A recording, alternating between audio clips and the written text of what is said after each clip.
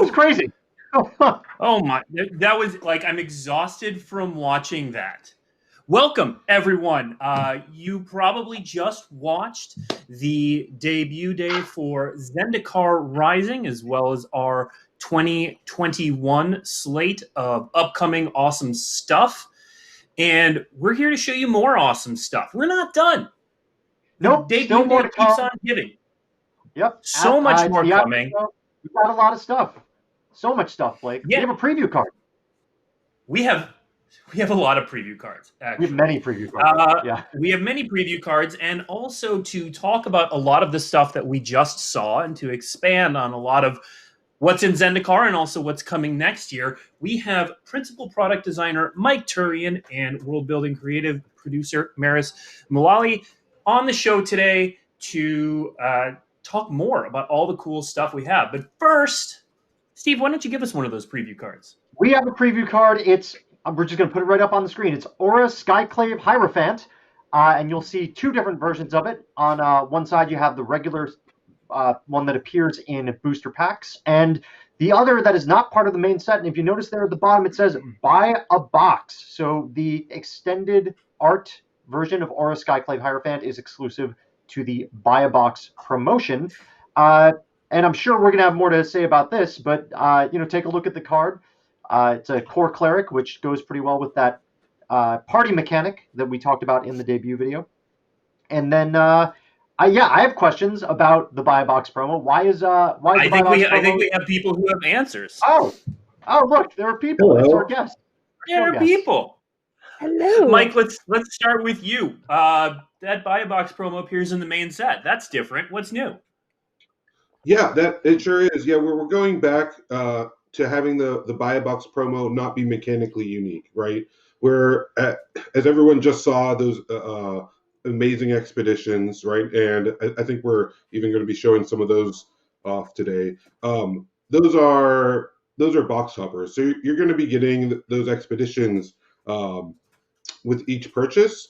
And so because of that, we said, hey, let's go back to non-mechanically unique buy a box card. It's something that we've gone back and forth on. But here with the buy a box program, we really wanted to give you a special treatment. It has alternate art, right? Like as we were taking a look at, there's two different pieces of art in that extended art treatment. So we feel like there's a lot of specialness and a lot of awesomeness there, while we can sort of avoid some of the challenges we've had with the Nexus of Fate style cards, right?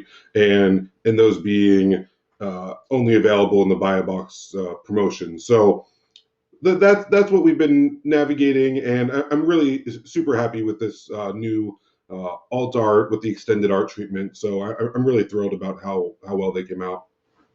Yeah, and Meris, who is this character Aura?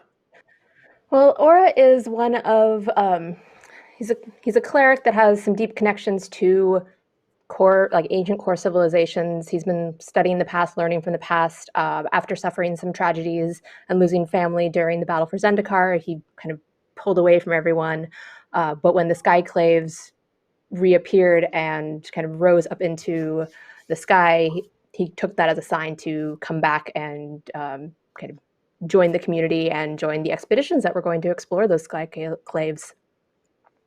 And let's talk a little bit more about the Skyclaves, because Zendikar is not the Zendikar we left when we last saw it. No. What's changed? What are the Skyclaves? Big change is the Eldrazi are gone.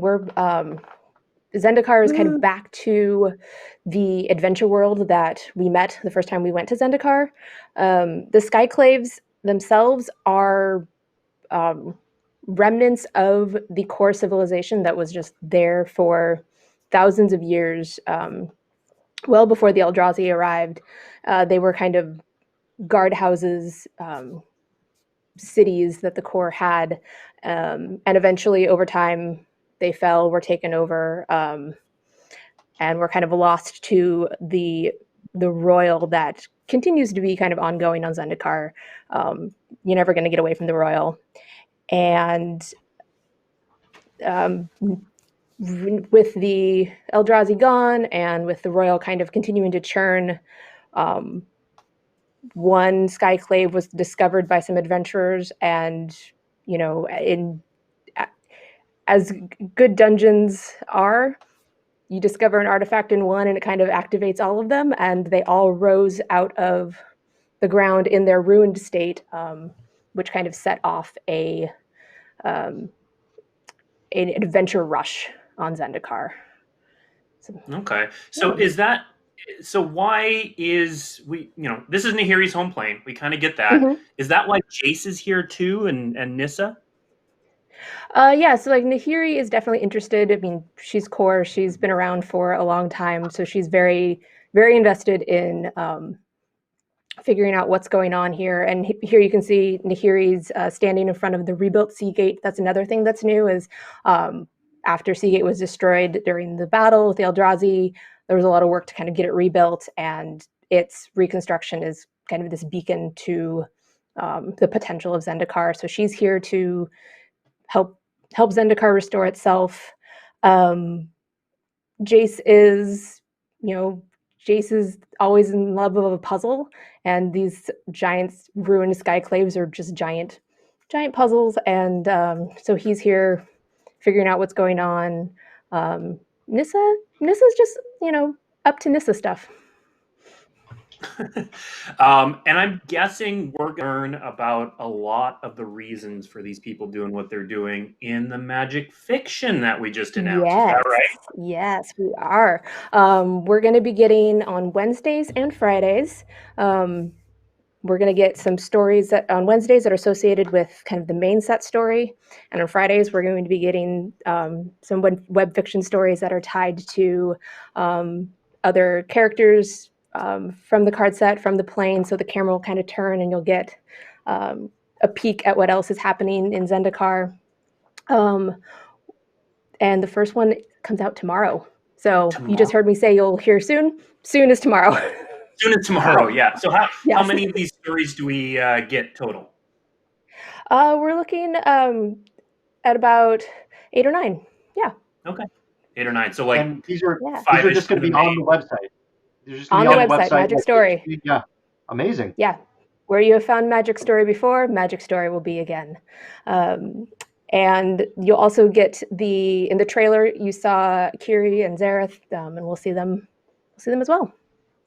Yeah, we're actually going to look at one of their cards in a little bit. The chat is asking for cards, so let's do cards. Let's go cards. Let's go look at some cards. So it wouldn't be an adventure start without a full party. So we're previewing a full party and a little bit extra today.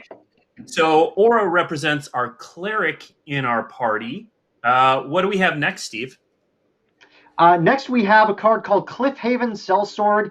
It's a warrior. Not much else to say about it. It's a 3/1. You see these role player 3/1 for 2s in White Unlimited a lot, and this time it has the extra bonus of also being a warrior. Yeah. So Mike, talk a little bit about how, because we've seen 3/1s for 2 mana in White before, but talk a little bit about how creature type matters a bit more on a card like this. Yeah. Well. Yeah, we've seen 3/1s in Magic, right? I mean, this is what we'd call a vanilla card. But the fun thing about Party is with Party, you want to go and get a warrior, a cleric, a wizard, and a rogue. And that consists of a full party, right? So you can you can't go above 4, but you can go from 0 members of your party if you had none of the creature types, all the way up to a full party, which is having one of each of those 4 that I just listed. So here, the interesting thing is being a warrior and a 3/1. It's you have some interesting gameplay decisions, right? Because Cliffhaven's Sellsword is adding to your party by being a warrior, but at the same time, you want to be attacking, right? You want to be getting in damage. So there's that interesting dynamic there because with only 1 toughness, basically, if the Sellsword fights anything in combat, it's going to end up in your graveyard and therefore not be adding to your party. So we really liked that gameplay, and it just shows how even a card as simple and straightforward as a vanilla 3/1 can really add to that dynamic gameplay that people love about Magic. Yep. Just real quick for people asking in chat if Changeling constitutes a full party. Mike, what do you need for a full party? So if you had a changeling, that would help you with one party member, essentially. You could choose, oh, it's going to be my wizard, it's going to be my warrior, but changeling itself only adds one. So if you had 4 changelings, that would actually make for a full party, right? You went back into your Lorwyn collection and, dug up some fun changelings. But yeah, changeling itself only adds 1. So yeah, for a full party, a wizard, a warrior, a cleric, and a rogue. That's what you need to get. Basically, each creature can only count once. Yep, and there are actually a couple cards in the set that they don't have changeling, but they also count as all 4 of those types, so they can fulfill any of those roles in your party. Multitaskers. Yep, multitaskers. Next up, let's look at Farsight Adept. Lot to unpack here. So on its face is a 3/3 for 2 and a white mana, which is already a pretty good rate. It is a core wizard, and when Farsight Adept enters the battlefield, you and target opponent each draw a card. We also get the flavor text name calling of Teetering Peaks, which was of course from previous Zendikar set, and which was very strong. But Farsight Adept has a lot going on here, Mike. We've got some card draw on a white card. Yeah, there's a once again, with a relatively straightforward card. There's and a comment in the set. There's a lot to unpack. So the first thing, like you mentioned, Blake, white card drawing. It's something that white has traditionally had very little card drawing in it whatsoever. But as we move forward, we're sort of experimenting with different ways to bring white up. It's still going to be of the 5 colors the 5th best card drawing color. But before it basically wasn't on the map at all. So here, what we've done is added some, in the 2-player games, a symmetrical card drawing where you and opponent each get a card. If you happen to be playing this multiplayer, there's some political advantage you might be gained. So that's one thing. White just we're going to be seeing slightly more white card drawing and really tweaking the abilities. The other thing that you see here is Farsight Adept's a wizard. And so even though blue and red are I'll say the primary wizard colors, we wanted to make sure that there were some cards so that you could build a full party, no matter what color combinations you were playing, that you had some options. So Farsight Adept represents a common white wizard, so that way, because it's doing, card drawing itself is a very wizard feeling mechanic, and Farsight Adept let us show that off as well. All right. Yeah, and you'll notice that Steve, some of the Go ahead. No, go ahead, Meris. some of the different peoples of Zendikar specialize in different classes, and they've all got different or kind of bespoke costuming that ties to their class as well as to the group that they're from. So the core have very angular, asymmetrical outfits. Wizards always have like a high collar hood, and so some of those things kind of track across, human core, elf, whatnot, and it's just that way as you're playing, like you got some variation, but you also know like, oh, this is my wizard because this is all my folks have hoods. Yeah, one of my favorite things about working on sets is seeing all the behind the scenes work that the creative team does, right? When Meris is talking about the different party members and how they have unique costuming, right? The creative team spends so much time going through and making sure, hey, how does this creature going to feel like a wizard? How is it going to feel like a cleric? What makes it feel like Zendikar, right? And so you end up with whiteboards upon whiteboards, and now digital whiteboards, as it were, filled with these different concepts, showing off all the costuming, right? The looks of the creature types, and it's really just so fabulous to see it all now start coming live. Us being able to share it, it's one of my favorite days. Is just these preview days. Yeah, us too. So let's let's take a look at another preview card. Steve, what do we have coming up? We've got Merfolk Windrider. We'll put it up on the screen. It's a Merfolk Rogue for a mere 1 blue mana. Flying, and when Merfolk Windrobber deals combat damage to a player, that player mills a card. Sacrifice Merfolk Windrobber, draw a card. Activate this ability only if an opponent has 8 or more cards in their graveyard. Let's talk about this one. What's going on with it? That is a fantastic flying man right there. Yeah.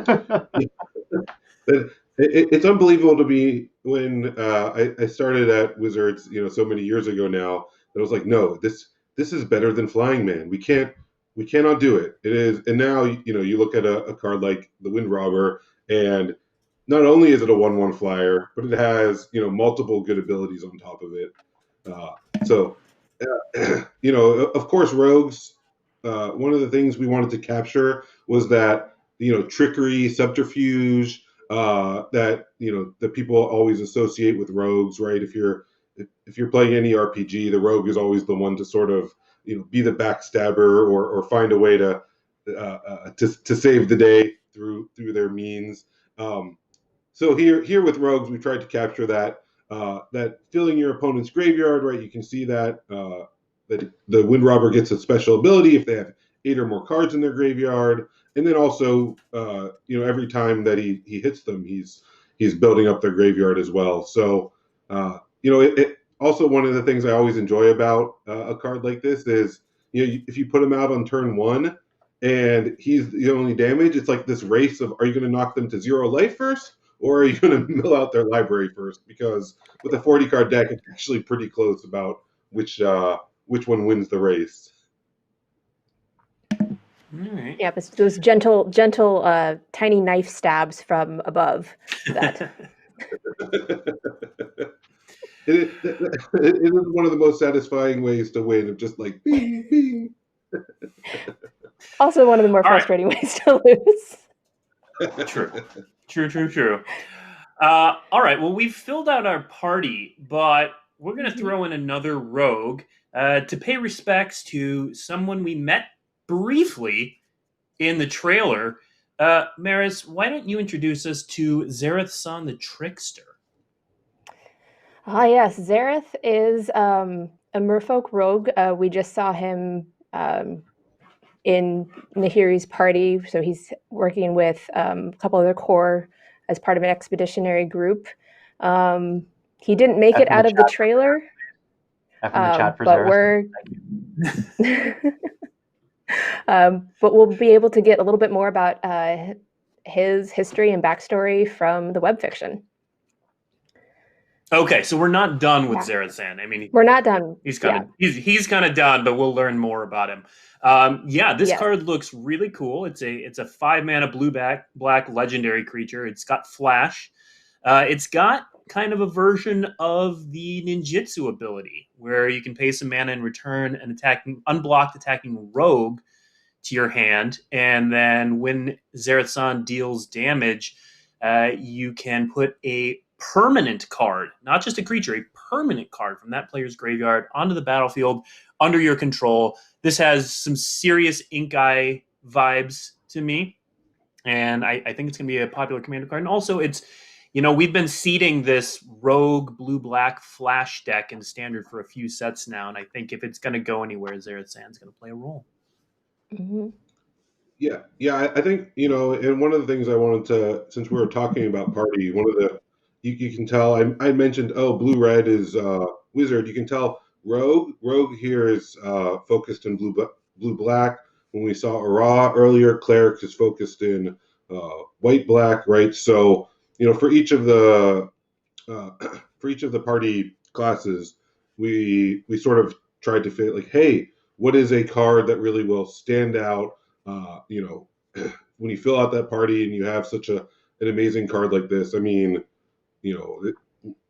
4 mana for this ability is incredible, especially because they haven't blocked your attacking creature to begin with, so you're likely to be hitting them for damage when you use that first ability.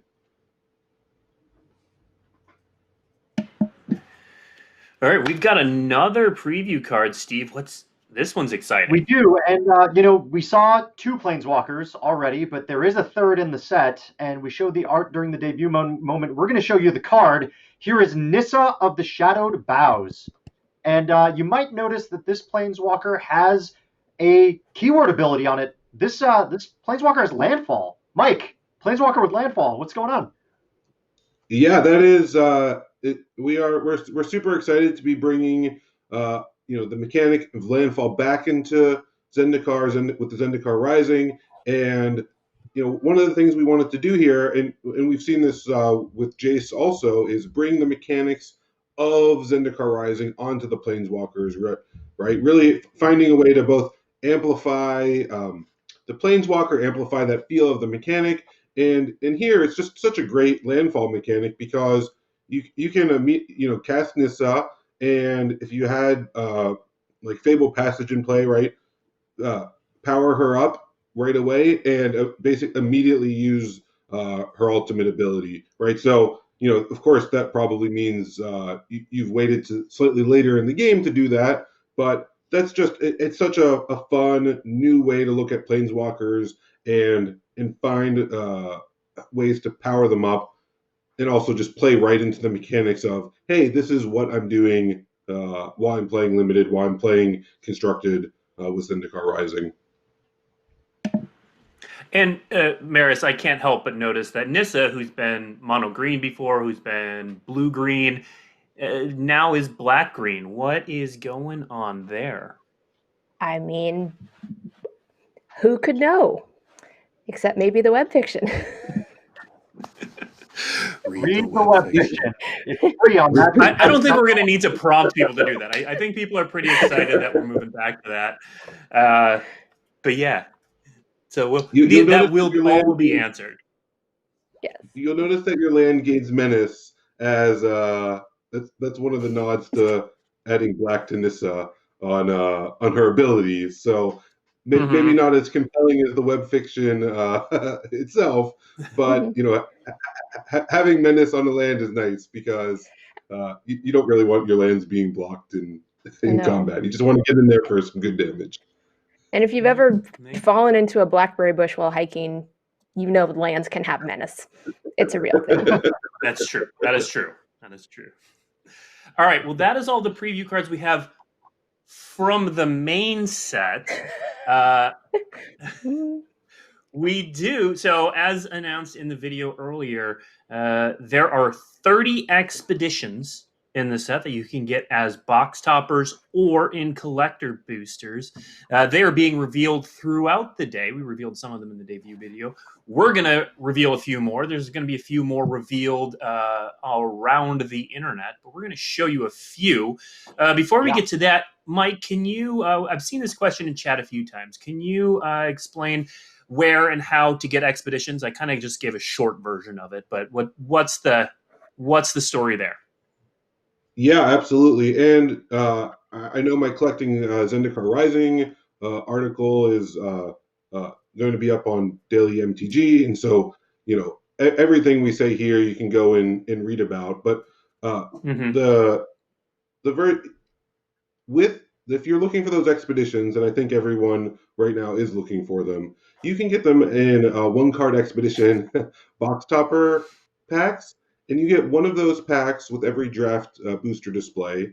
You get one of those packs with every set booster display, right? So you crack open the display. Oh, there, sitting on the top will be a one-card expedition pack with one of the 30 expeditions, and then if you buy the collector booster display, right, so that's 12 collector boosters in the display, then you actually get 2 of the expedition box topper packs in that. So, and for all those box topper packs, when you open those one-card packs, the expeditions you're going to find are non-foil, right? So we've introduced non-foil expeditions. It was a big thing that we heard in the past when we've done masterpieces and expeditions before, is that people wanted them in non-foil. So in those in those one-card packs, they're going to be non-foil expeditions.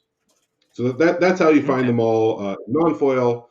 And then talking about the foil expeditions, the foil expeditions are only found within the collector boosters, right? So when you buy a collector booster, about 1 in 6 collector boosters is going to have a foil expedition inside. So if you're looking for these 30 cards in foil, the place to find them is inside the collector booster itself. All right. So let's first, we are fortunate in that we actually have some physical versions of these cards we're going to show off in both foil and non-foil. But let's first show off some expeditions that were not in the debut video graphically, and then we'll come back and show off some of them physically.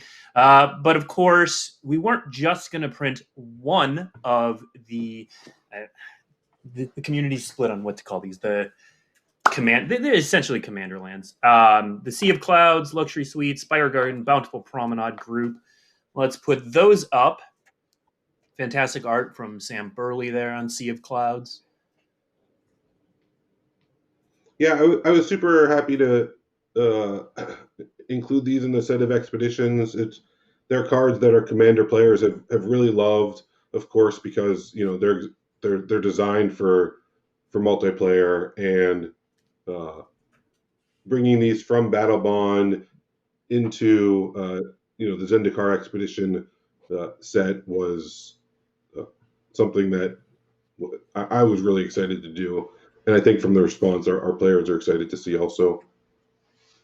Yep. And you have some frames that have drawn on both kind of the hedrons that we're familiar with from Zendikar, but also the skyclave ornamentation and rock carvings that you can actually see in the background behind Bountiful Promenade.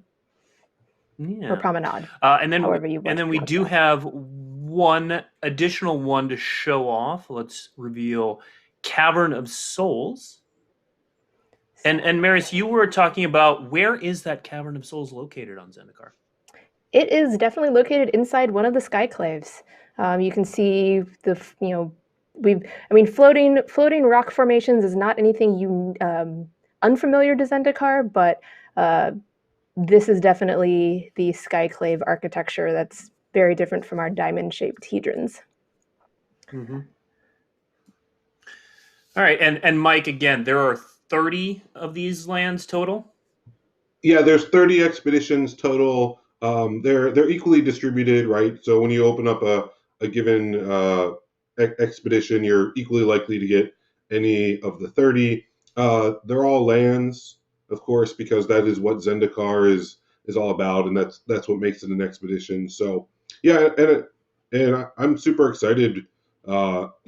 We went and took a look and made sure that, hey, and just like you saw there, with those lands, it's like we wanted to make sure we picked lands that appealed to players who love Commander. Cavern of Souls is for a more competitive player, and we wanted to make sure we could capture all of those. And by including 30, it meant we get to include all these amazing lands and give them that really stunning treatment. Yep. And I want to emphasize too, while we're talking about the fetch lands and all of the box toppers, Zendikar Rising is a print-to-demand set. So we will keep printing these as long as people keep opening them. So we have a pretty good idea of how many are going to be in the first run, but there's going to be more depending on the demand. So they could just keep churning out. But Steve, let's show off some physical versions of these. We're gonna getting the camera to focus is always a challenge. I was told to watch YouTubers who do makeup to figure this out. Yeah. So we're gonna try this.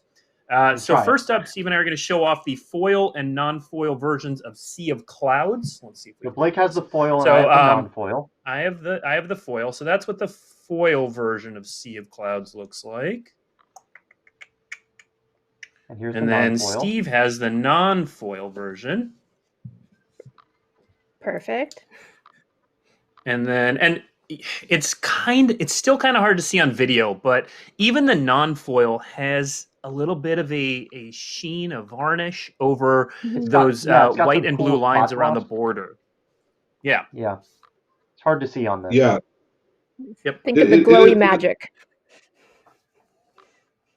it is a little hard to see on video. It is something that in person, it is a, it's a really cool treatment, that high gloss varnish, right? We spot treated it along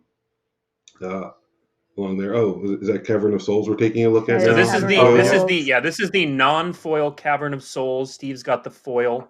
If I can keep this in front of the camera. I am clearly not ready to be a makeup YouTuber. We're working on it. And then Steve's got the foil. Yeah, to me, the treatments are so stunning, right? I can't wait for people to see them in person, because it's a place where the digital medium. Even video here is a poor substitute. Here's the Scalding Tarn. Yeah. We're gonna try to get these up for we'll get some social videos going yeah, to get a little bit closer, but yeah, that is a little bit.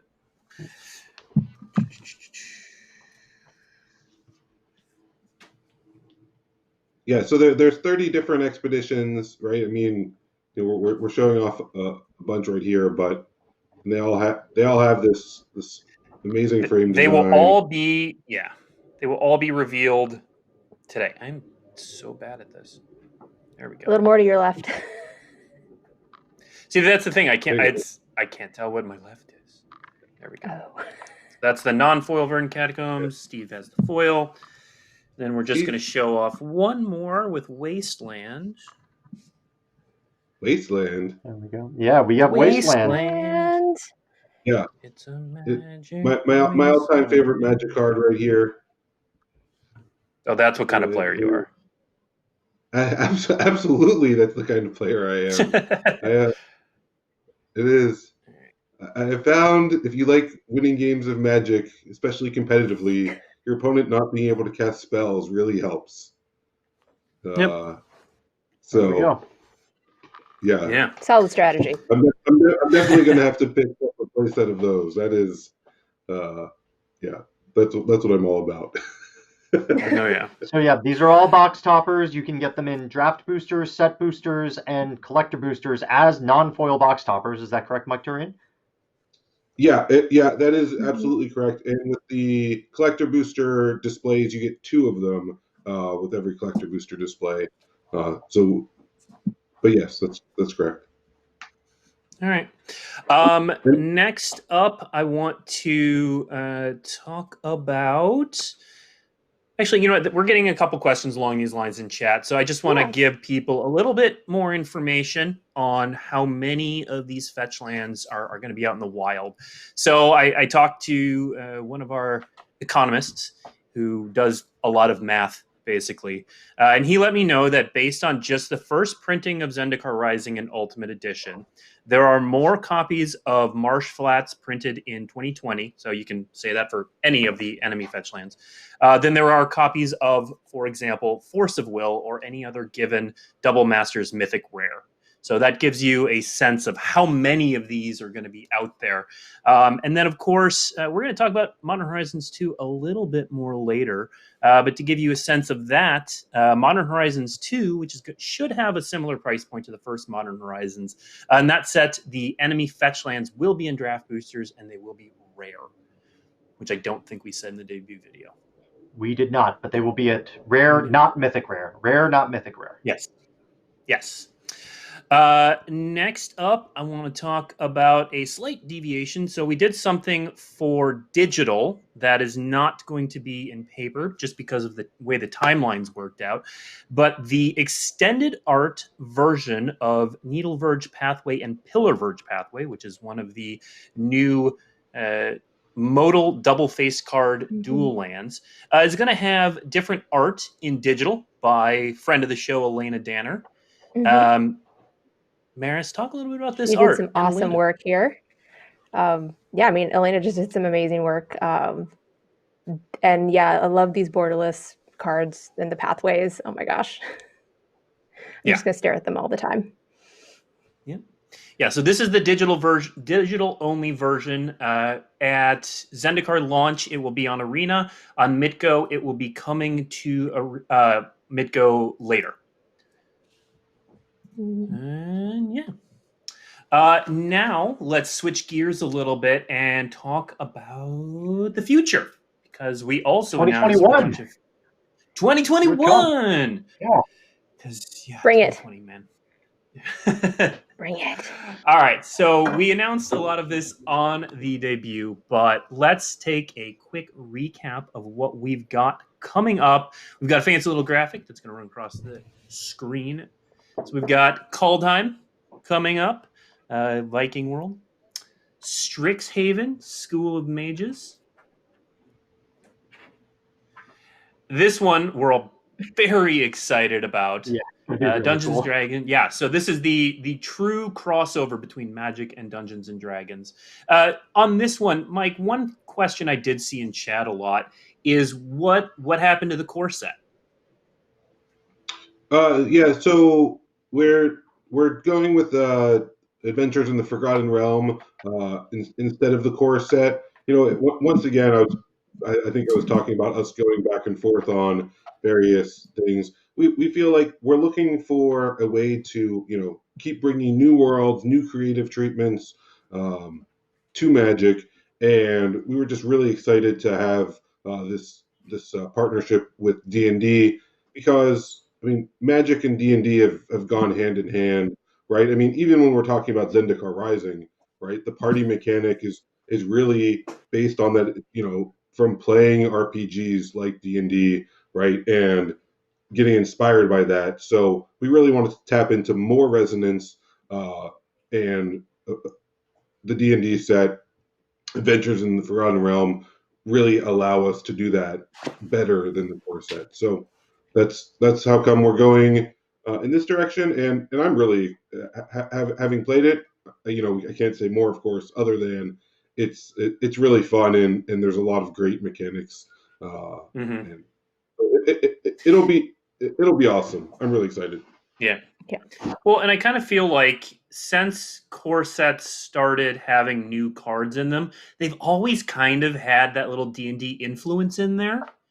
You look at cards like Bag of Holding that we printed recently and things like that. There's always been a little bit of D&D influence in there, and I think solidifying that's going to be really fun.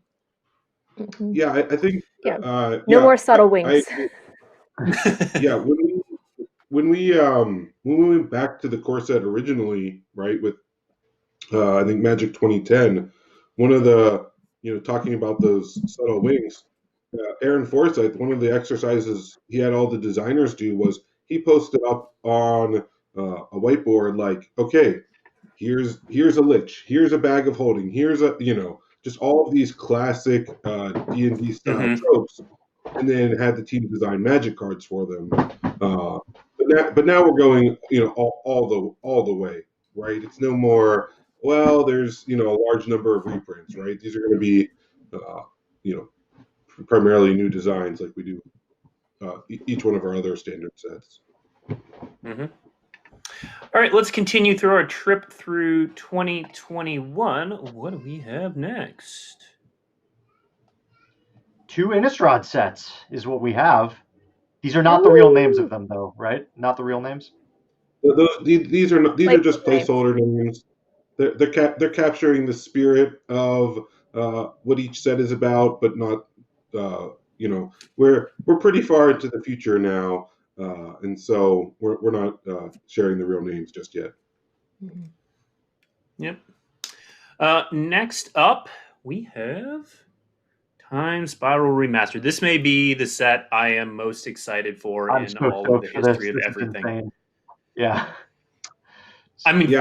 For me, I've been playing since forever, and so Time Spiral itself was a nice callback when it came, and then remastered, and then we're doing old border treatments of things. And Mike, talk about where the inspiration for this came from. Well, first of all, that Path of Exile in the original original frame, right? That is Path of Exile, the Chalice of the Void in the original frame, like insane, absolutely insane. Yeah, super exciting. But you asked me about the inspiration. Was that the question? Yeah. Where'd the set come from? Yeah. Time has no meaning. Time has no meaning. Yeah, Time Spiral is a great set for that, for sure. With Time Spiral Remastered, it's this, it offers two things, right? You sort of captured on, hey, I was playing Magic back when Time Spiral came out, and I loved the set and I loved experiencing it, right? But Magic sets, I mean, releasing Magic sets multiple times a year, it means you don't get to, live in them for typically more than, a few months now, a year, back then. So it gives us this ability to go back and revisit the cards that people love, the gameplay, remastered, of course. So they're all, that offers some new interactions and new gameplay as well. So for the player who played it originally, it's a great excuse to go back and draft it again, to remember cards you may have forgotten, right? And just have a fun time drafting and playing. But then also, I mean, Time Spiral came out a long time ago now, and so there's plenty of right. I mean, Thanks for making us feel old, Mike. I know. I mean, I never played Time Spiral, so I'm excited to kind of experience this greatest hits of that block without having to go back and try to find the original block. Be older, Blake. Lord. Be older. We're not trying to make you feel old, Blake, but Meris really hit exactly on that second audience of, oh, there's all these classic cards that people have talked about and people loved, and so going back and giving players an opportunity who didn't get to try it the first time, a great excuse to go and draft with their friends, and Magic being so much about community and that shared language, it's just like, oh, now you will know what cards I'm talking about when I talk about, I don't know, some of the cards in that set, which are Time Spiral. I know, and I recently completed a commander deck that was all old bordered cards. It's white blue, and I never thought I'd have the opportunity to add to it. Like, it's kind of one of those things that we didn't do that anymore. It's complete, but this is going to open up some new possibilities. The Path to Exile is going right in. I'm very excited. And then finally, Modern Horizons 2. We've already talked a little bit about this. But it's going to have some of the sensibilities of Modern Horizons 1. Obviously, the fetch lands kind of break the no explicit reprints rule. But as we said earlier, they're going to be rare in draft boosters. How excited are you two for this one? I'm super stoked. I mean, when I look at that, there's that long timeline showing each of the sets coming out. I mean, to me, it's there it is, right? Yes. Like, every set I'm really stoked for, and Modern Horizons 2, as a longtime player, right? Just getting these, some of these older cards reprinted, seeing the new cards at that high power level, right? I mean, that's one of the things our players have loved about Modern Horizons 1 is just, when you're playing these cards, they are incredibly powerful, and they go into your modern decks, your commander decks, and I'm really excited. Yeah, and they kind of just shake things up in a different way than you had been with the deck you were building.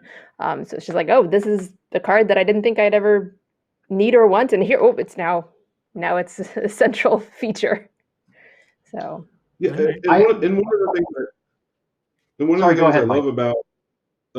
of the things I love about the Modern Horizons set is it lets us draw from all different aspects of Magic, right? And blend mechanics together and blend cards together that other sets wouldn't be able to have, right? So there's just a lot of really fertile design space that the Modern Horizons set offer in a totally unique way from that resonant style set that we see of like, Kaldheim, it's about Vikings, right? That's one style of resonance. Where Modern Horizons 2 is like, oh, what are these cards and abilities that you just wish, that you've scratched down on on a piece of notepad. I wish this card would exist. Modern Horizons 2 lets us go and make them into reality. Yes. So It's the wish fulfillment set for our designers. I do want to clarify something about Time Spiral Remastered that I've seen coming up in chat. All of the sets that we announced during the debut moment will be in paper. So these are all tabletop Magic sets. Time Spiral Remastered, I believe, is the first ever remastered set to be in physical form, not digital form. I think that's correct, because we had Tempest Remastered on Magic the Gathering Online, we had Amonkhet Remastered on Magic the Gathering Arena. Time Spiral Remastered will be a tabletop product. Yes. So you will get these cards, the old border cards. You'll actually be able to get them and hold them and put them into your decks. Like, that is a thing that we'll be able to have. So, actual physical set, you will be able to buy it. Yes, 100%. Yeah, that's a good clarification, Steve. And just like Amonkhet Remastered was only on Magic Arena, right? And that let us do some things about how we built that set. We knew Time Spiral Remastered would only be in tabletop, and so right, like the old border, the old frame cards make a lot of sense in tabletop. Where in Arena, they've never been introduced. So we custom build the sets knowing where they're going to be available. And as we get closer to the release date of Time Spiral Remastered, we'll have more to say about it. That is true. Let's, since that's a good transition, let's move to some questions from chat. We've got we got maybe 10-ish minutes to answer some questions. So I've been writing some stuff down. We will get through as much as we can. Chat, you're moving pretty fast, so we'll try to keep up. But while you guys do this, I do have to show something off while Blake is looking for questions. I've got questions ready. A sample of the Jace shoe that went on sale this morning. It is now sold out. But if you were one of the lucky few to get one of these shoes, I can show you what it is you're going to get, a little bit of a preview of it. And if this is the type of thing that you want to see and you want to get in the future, please politely let K-Swiss know, let Magic know. If this is something that you want to see in the future, please do give us the feedback. But here's the box for it, the actual physical box, K-Swiss, and then Magic on the back. And then if you open it up, I actually haven't opened this up yet, so I don't know. There's a cool Planeswalker paper there. And then there's more. There's K-Swiss paper down there. And we're going to get a shoe out. Let's get one of the shoes. All right, so here is one of the shoes. Here we go. So it's right here. Look at that. That's cool. So yeah, Jace has kicker. You have shoes that you can now kick things with. Yeah. Oh god, it looks like he's wearing his hoodie. Oh my gosh. Hoodie. Yeah. Oh my gosh. And so that is the K-Swiss shoe. Again, these are all sold out already. People went nuts for these on Hasbro Pulse. But if you do want to see more of this, if a shoe is the type of thing that you really, really want to see out of Magic, please do let K-Swiss know that this is the type of thing that you would really like to see in the future. Please let Magic know, again, politely. But would really, really love to be able to do more of this. So please do let us know if this is something that you feel like you would like to have in the future. Yes. All right. Okay, I've got a few questions lined up. Mike, why 6 dual lands in this set instead of 5? So each of the pathways in the set that we chose, we wanted to have I was mentioning the wizard pair, right, being blue-red. So you see that we have the blue-red pathway, right? And so 4 of them were give-me's because of exactly that. And then anytime we're doing land cycles, we want to make sure that we are introducing each one of the color pairs, right? Because while it makes sense for Zendikar to have each of the class pathways that match up, Magic players as a whole are just going to want all 10. So then what we did was we looked at the green pairings, because with green in Zendikar Rising, green is sort of, it has all of the classes in it, right? It's once again it's It's kind of another bridge color of it doesn't have the depth like blue-red. A lot of wizards. Green has some wizards, but not as much. So we wanted to introduce a couple green pathways to make sure that there was that available. And then we're going to look to complete the cycle upcoming. But we wanted to start out with as many as we could possibly get in there. So we didn't want to just do 5. So we ended up on 6. It's certainly different. I expected the question because we so often do 5, but like I said, classes brought us to 4, and then green brought us a couple extra. So, yep, there we go. We're at 6. Yep. Even internally, we were like, are we counting right? Is this correct? Yeah.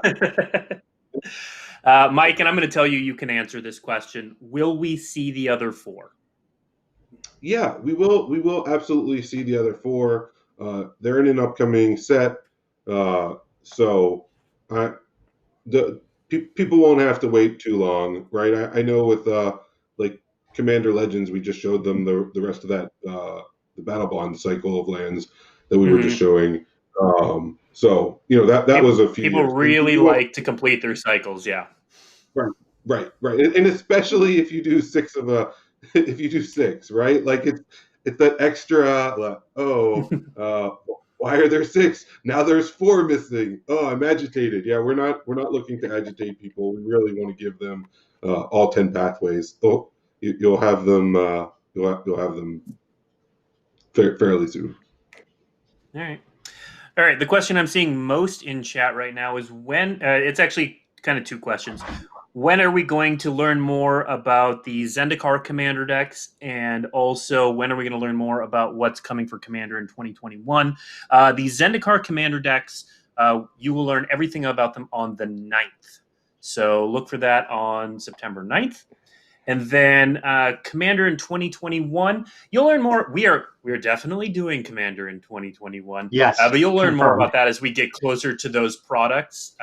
This last year, we combined the Commander products with the regular releases. Look for some more of that to continue. But we'll also talk more about what's happening in Commander for Commander in 2021. A little later in the year. We've still got to get past Commander Legends. I'm so looking forward to Commander Legends. Don't worry, a lot of us play Commander. We're not going to let it disappear. Oh, yes. Definitely not. Next up, quick one for Mike. Are the expeditions available in languages other than English? Yes, the expeditions are for the box topper expedition packs. That will match the language of the box that you're opening, right? So if you open up a French draft booster display box, the expedition box topper you get will be French, for instance. For and those once again are all non-foil. For the foils that you get inside the collector booster, they'll match the language of the collector booster that you're opening.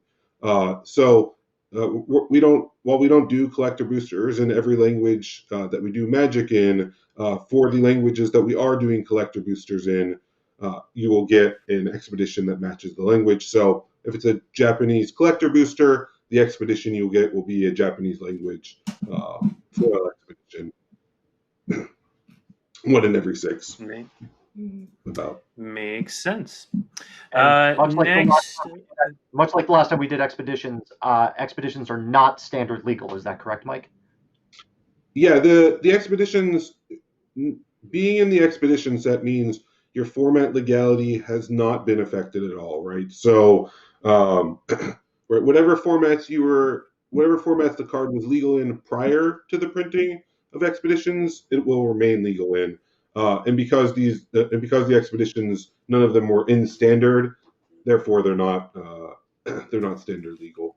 And they all have a unique expansion symbol that is hedron shaped, as opposed to the more Skyclave inspired expansion symbol of the main set. So that'll help you. Yes, thank you, Blake, for the little more to your left. There we go. There we go.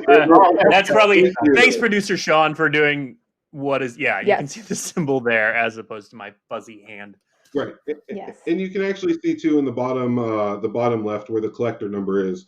They're numbered out of 30, and it says Z and E for Zendikar Expeditions, right, rather than ZNR, which is the Zendikar Rising cards. So we tried to give a number of ways to sort of signal the different legality rules around these. But yeah, we wanted to go back and pick from among the best lands in Magic from all time, and we didn't want to worry about what would this do to the standard environment while we're doing it. So that's And Blake, Meris, this is a go ahead. Sorry, Go I ahead, wanted to, as we wrap up expeditions, when can people know the full list of expeditions? Will they know them by the end of the day today, perhaps? Yes, they will all be out today. We'll have they'll be in the variant card image gallery tomorrow morning as well. We'll have the full list. Couple quick questions before we are almost out of time. This question's from me, Meris.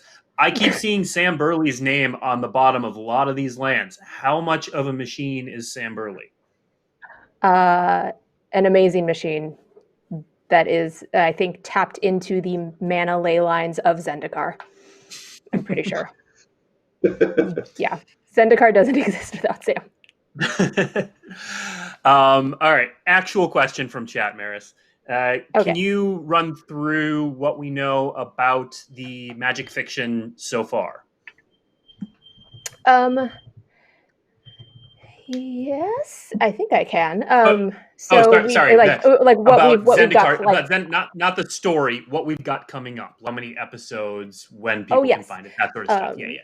Yes. So we've got 5 episodes of the main story. Those are going to be debuting on Wednesdays over the next few weeks. And then on Fridays, so every week you're going to get 2 different stories. On Fridays, we're going to pivot the camera away from that main set story just a little bit and check out some other legendary characters and just other stuff that has happened on Zendikar prior to the start of where we're arriving, or kind of contemporary to the main set story. Yeah. All right. And remember, first one is tomorrow. Tomorrow. So I don't know, Blake, what time does it actually we say 8 a.m. Pacific time. It's sometimes it's usually between 7:30 and 8 a.m. Pacific time, depending on how many people are crashing our website at that point. Sounds good. So depending on which time zone you're in, maybe read during breakfast or your lunch break. Yep. Yeah. Okay, last 2 questions real quick, and then we are out of time. For those asking about when you're going to learn more about the list, that is also going to be made public on September 9th. You'll learn the full list, everything in it, all that jazz. And then, Mike, can you talk a little bit about releasing 2 Innistrad full sets in Q4? It looked like they were kind of on top of each other, but can you talk a little bit about that? Yeah, so they're going to be, this timeline is, visually kind of generic. They're actually going to be spaced apart by a number of months. We're super excited about Innistrad. I mean, it is, we're talking about these worlds of Zendikar and showing off Zendikar with Zendikar Rising. Zendikar is a beloved world. Innistrad, even more so. It's just a world that. It's filled with vampires and werewolves and just cards that people have loved. So as we were doing it, we knew there was a lot more than just a single set worth of Innistrad to be doing, and so we actually just turned it into two sets. So of course we're going to be talking more about it.